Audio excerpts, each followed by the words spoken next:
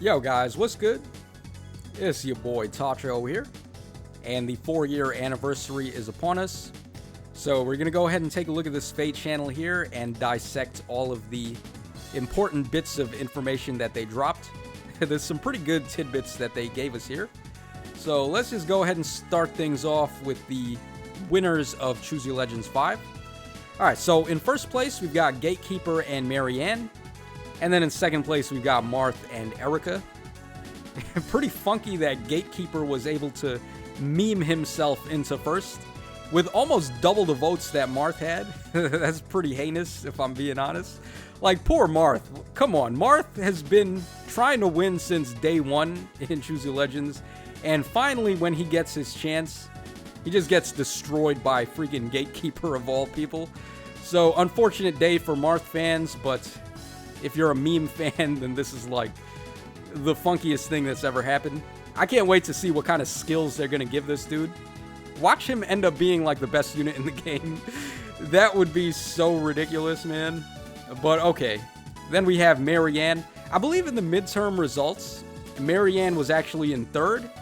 And first place was Erica and second place was Byleth. So Marianne ended up getting to first place, which is pretty good. I actually threw a vote to her myself, so it's nice to know that my vote actually mattered on this one. Let me know in the comments section down below, guys, what your thoughts are on this round of Choose Your Legends and how you feel about the Gatekeeper thing.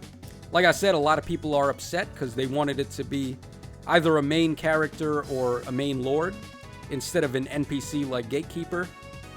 But I do think this is really funny, like I said.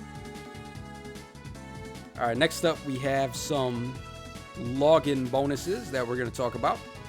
Okay, so we're getting 20 orbs and 44 trait fruits, but they're not going to be a batch login. You got to log in every day from the 1st to the 15th if you want to get these. So it shouldn't be too hard, but I mean, I guess long are the days where we just simply logged into the game and got 50 orbs on the house during the first year. So I wish they would have did something like that again. That's really the only thing that I wanted them to do, was give us another big orb batch on a login bonus like they did in the first year. But unfortunately, that's not going to be the case. And we're getting 44 of these trait fruits, obviously playing up to the theme of the 4-year anniversary. But we couldn't get 44 orbs either. Like, oh man, they did us dirty with that one. I guess what they're trying to say is that the 20 orbs from that is going to add in with the 24 orbs we're getting from this. But I don't know, like they totally could have just given us straight up 44 orbs if they wanted. These rewards here are going to be from clearing quests. So I'm sure they're going to be pretty easy to do. Not going to be hard for everyone to pick these up. And there's definitely some good stuff here, like heroic rails and divine codes and flowers. But 24 orbs, like, look at how ugly that 24 looks when we have 44 everywhere else. And then 500 of these, but no one really cares about these. So, like, really the main thing is 44, and they couldn't give us 44 orbs. That's what I'm trying to stress, but like I said, man, gone are the days. Okay, let's move on to this here. Okay, so we are getting a free copy of A Form of Soul. Big win for the free-to-play players that don't want to spend money on the game. As you guys know, the Form of Souls are really ridiculous. You're able to pick up a unit in the Hall of Forms with all the skills that you got on them. So this can lead to some really insanely decked out units. And it's a really big win to be able to get this for free. But if it works the way that the paid Form of Souls work, where you can just hold on to it for a later round, I think that's probably what you want to do. As long as you're not interested in any of the units on this batch or the next, you can keep on saving this as long as you want, and then finally when a unit shows up that you would like to get, you'd be able to use it then. So I think that's what you should probably do. I would say hold on to this for dear life, because there's no telling when we're going to get another free-to-play Form of Soul. So you want to make sure that the unit you pick up with this is a unit that's really going to help you out. And I know Bride Fiorm looks very tempting, but in my personal opinion, I would say skip. Do not use your free-to-play Form of Soul on Bride Fiorm. And the reason why is because Isolation is really getting insanely phased out. We just got Saros, who adds the 7th unit defense slot. And the way it works with the 7th unit on defense is that they're going to end their turn at the start of the turn. And assuming you inflicted Isolation on them, it's not going to matter. As soon as they end their turn, they're cured.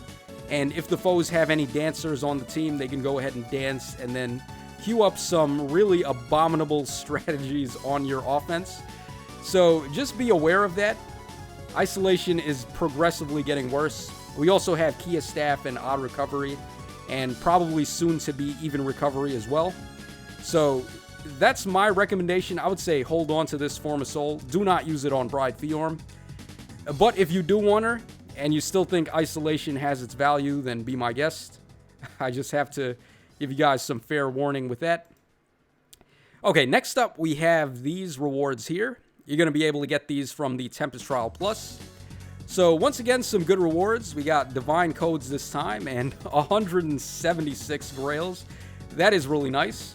I wish it would have been 444 Grails, because right now, the Grails are the main thing that I want.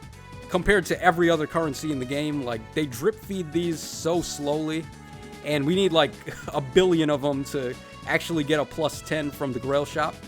So anytime we get more of these, it's always good. And then we're also getting some first summon tickets. These are really good as well, because every time you use one, it's just a free summon, and you could equate that to being worth 5 orbs. So it's almost like we're getting 75 orbs together from these, which is very nice. The only downside is that you have to use them on the predetermined banner. So this one with the number 1 is going to be usable on the upcoming seasonal banner for Valentine's Day.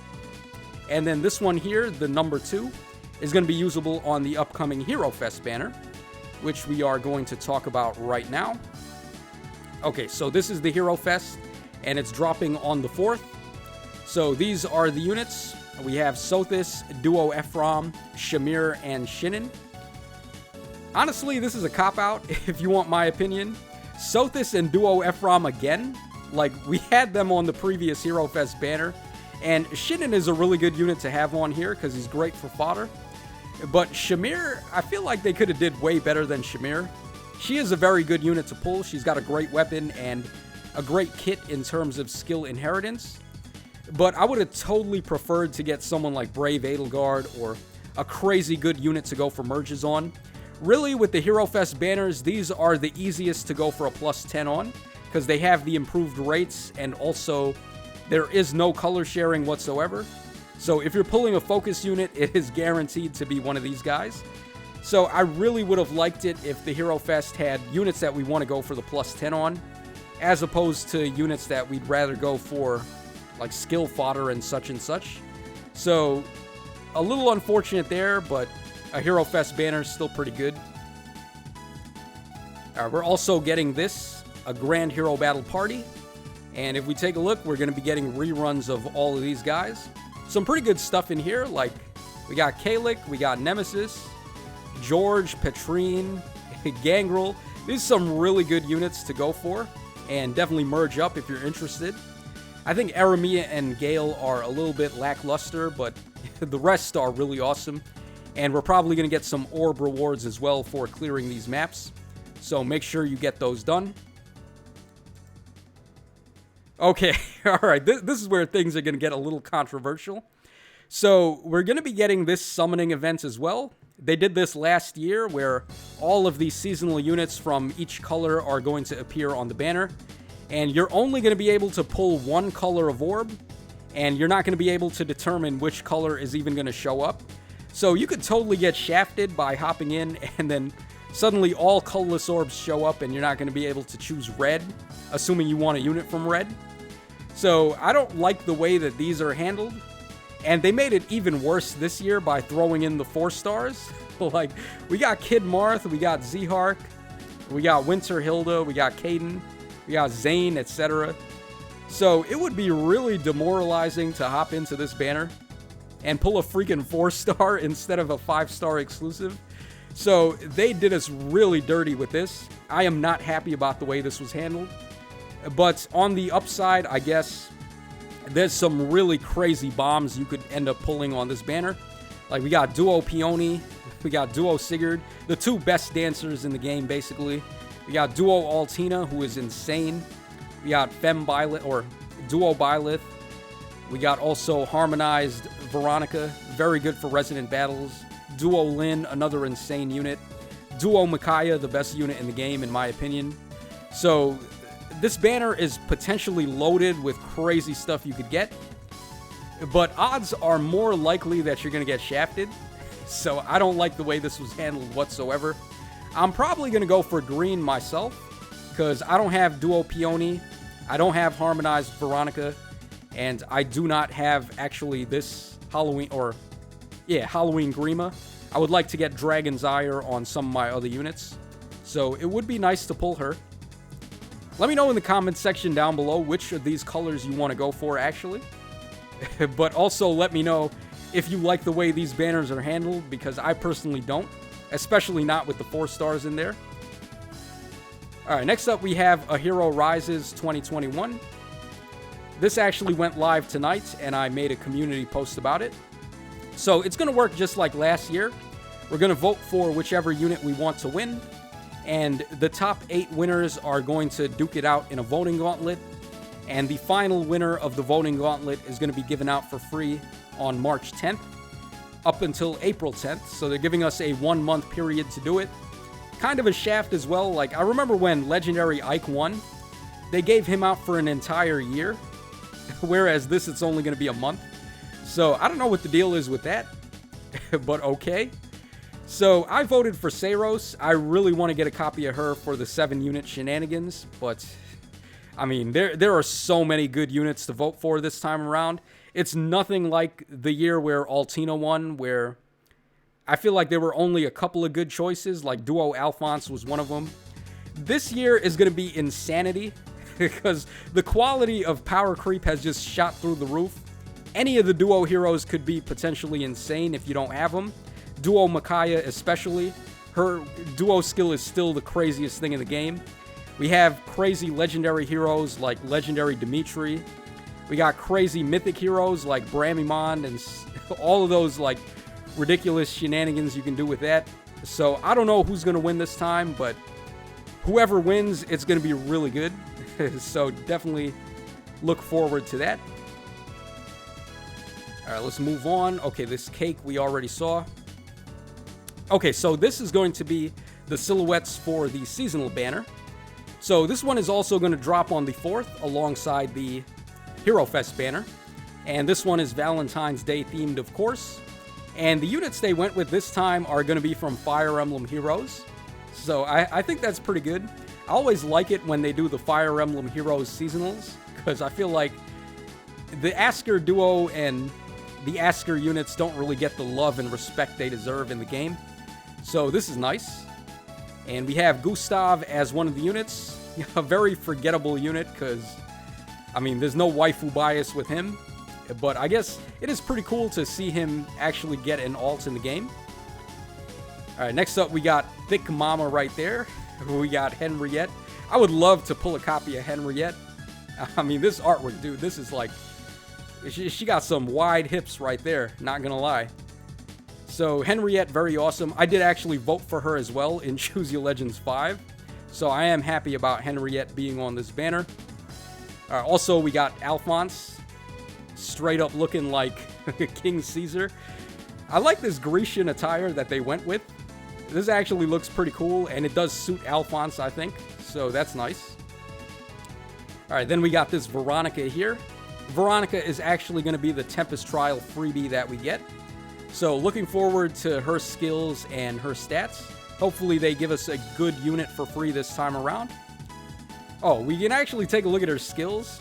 Alright, chill speed and freaking speed and HP. Really, man? They can't give us a bone and give us some good free-to-play skills? Like, why not give her a push or a solo? Like, attack and speed solo 3, come on. They couldn't give her that? Like, why they gotta keep on shafting us with these Grand Hero Battle skills, man? Whatever, alright. I guess it is what it is. Okay, and then we have the duo hero for this banner. So, Lif and Thrasir. I guess this is a pretty good duo hero, because I think Lif and Thracer are probably the most popular villains in the story.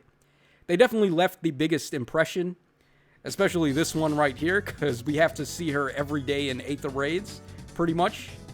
But I think, like, maybe the next best would have been the Lay sisters. But I definitely think that these two were way more fleshed out and had more of a tragic backstory. So I would say they are probably the best villains in the story mode. And it's nice to see them getting a duo. Oh, what is this? Oh, okay. I just noticed this for the first time. Literally, I just paused on this screen out of nowhere, and we have whatever this is. Okay, it looks like some kind of smoke with the renewal symbol. Alright, I'm surprised they didn't drop the trailer yet, actually, because last time when they did a hero or a Fate channel, they actually did drop the banner trailer. So they didn't do that this time, but I'm expecting the trailer probably tomorrow or the day after. So we shouldn't have to wait too long for that. And like I said, the banner is on the 4th. Alright, so next up, okay, there's going to be a hero merit cap increase to 7k. That's really nice because I have a lot of units with max hero merit. So being able to get another 1,000 hero feathers from this is going to be really good. Alright, and then, oh, okay, alright, this is pretty interesting. So we're going to be able to customize our summoner now, which is pretty cool. We're going to be able to choose one of these predetermined looks. I wish they did it a little bit better where we could choose every bit of detail we wanted, like the face, the skin color, and the hair. But the way this looks is they're going to be these presets, and we can choose one of the presets. Let me know in the comments which one you like the most. I'm probably leaning more towards this one over here. I like the dark skin and the white hair combo. But our unit is going to not only become customizable, but we are also going to be able to recruit them as a usable character. So as you can see here, this just looks nuts. Look at the skills this guy has. And then Dire Braidoblik, like Dire as in Dire Thunder. Are they really going to turn us into Reinhardt and give us like all these crazy skills? Our unit is going to be an infantry colorless tome. So can you imagine like a Reinhardt effect, like a brave tome from colorless with these skills, like the crazy infantry stuff? Our guy is going to be ridiculous, man. Like, this is going to be wild to see how powerful he is. But I guess it really just depends on if this weapon is actually a brave tome or not. And the way that we inherit skills... Oh, I guess before we go into that, as we can see here, Mjolnir's Strike is getting an update. So it's going to resemble Rival Domains and... yeah, Rival Domains a little bit more with the giant map. They didn't really give us too much details on this just yet, but I think this is a much-needed update. Mjolnir's Strike was one of the most plain and boring modes in the game, so getting a little nice update for that I think is good. Okay, but I want to talk about the unit and how we get skills on ourselves here. So the way this works, it seems like we're able to copy skills from any unit that we've summoned, and we're going to be able to get them on our hero. So as you can see, they're going down the list, and it's pretty much like all the skills available in the game. So our guy is going to be ridiculous if we can just give him any skill that we've summoned on the banners. So like I said, I mean, Dire Thunder weapon with infantry movement and colorless tome, and then all of this nonsense here. Our guy is going to be really freaking good. So definitely watch out for that. Alright, let's go ahead and move on. Okay, so long-awaited update here. The legendary heroes are going to be... well, the older ones anyway, are going to be removed from the newer legendary summon banners. And they're going to get their own thing called the Legendary Hero Remix. And the way this works, we can go ahead and skip ahead a bit. Alright, so what I got out of it is that it's going to be like a double special banner, kinda. So, the first two units that are going to be getting updated are Legendary Ike and Legendary Fiorm. And we can go over here and we can take a look at what they're getting. So, Ike is getting Radiant Aether 2. And at the start of turn 1, it's going to grant him -2 special cooldown. And then the exact same effect as Aether. And then he's also going to be able to get a Joint Drive Res effect, which is pretty interesting. I believe they said that these extra effects are not going to be counted towards their passive skills. It's just going to be a thing that they naturally get. So, Joint Drive Res for free, and then -2 special cooldown count. That's going to be a really good update for this guy. If you have Special Spiral on him, and then the Breath skill or Brave Lucina support, he's going to be able to spam Aethers left and right. So that's actually going to be a really good update for him. Essentially turning him into, like, I guess, Brave Hector version 2. You're free to give him a Unity skill in the A slot, like Attack and Res Unity. And he's going to start looking really good. So this is a nice update for him. And then we get Fiorm's update with Ice Mirror 2. So ranged opponents are going to get 40% damage cut from their first attack on her, as long as she has the special. And then she's also going to deal 40% damage based on her res on her attack. So pretty significant damage buff. Fiorm actually has some solid res to work with. And she is also going to be getting attack and defense unity right away. So this is crazy, man. Like, Fiorm with attack and defense unity for free. And then Ice Mirror 2. She is going to be a unit to watch out for sure. Definitely a good unit to run on offense in Aether Raids now. So very nice update for these two. And like I said, it is a double special banner pretty much with legendary heroes on it. So 6% rates. I believe there are going to be pity breaks though, so you got to watch out for that. And there's also going to be sparking on this banner, which is pretty wild. You're going to be able to spark for legendary heroes for the first time ever. So not bad.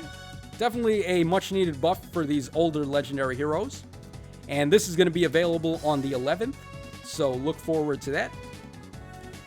Okay, now this is the last thing we have to cover. The 4-star special rate. I'm not entirely sure how this works myself, honestly. They didn't really cover it in that much detail. But we can go ahead and play this really quickly, and I'll show you guys what happens here. So let me know what you make of this.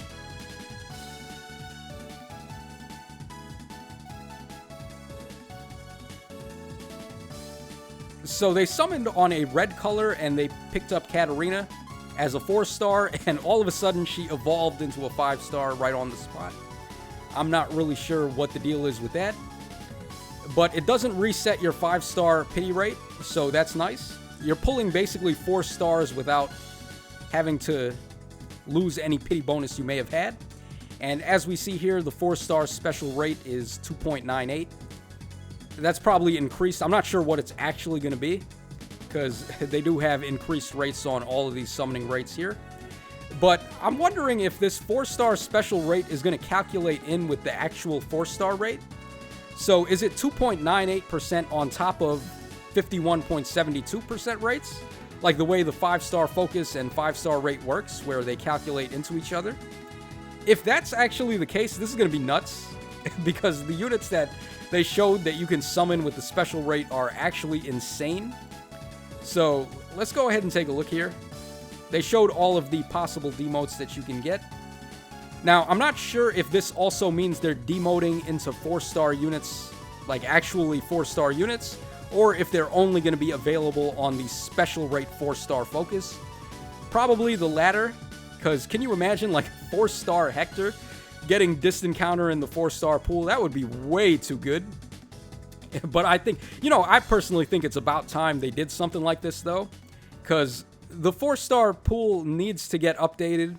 We could totally use 4-star summons of Elise and Leo, Takumi, Mist, Ike, like all of these guys, they're not really that great anymore.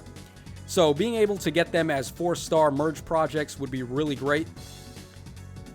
But then we come down the list and we start getting to the bottom, and it's like, okay, how insane would it be if you could pull 4-star versions of some of these guys? Like Brave Hino, or Kinshi Hinoka after she got her refine is insane. We got Brave Hector, who is legitimately in the running for one of the best units in the game after his refine. Brave Celica, very much the same. And then we got Brave Ephraim. Like, some of these units are actually insane. So if they would be added to the 4-star pool, it would be outrageous. But I think they're only going to be available on that 4-star special rate. I'm not sure if it calculates into the 4-star rate just yet.